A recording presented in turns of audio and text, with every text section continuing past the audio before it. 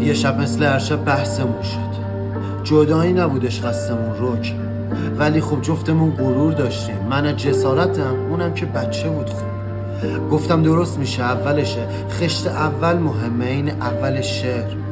این دفعه مثل هر بار نبود، دیدم تنها چیزی که نمونده ادبشه. چون به این فوش میداد و مش میکوبی تو سینم، منم مثل هر بار سرشو بوسیدم. دیدم سرده، فقط میخواد پولم بده.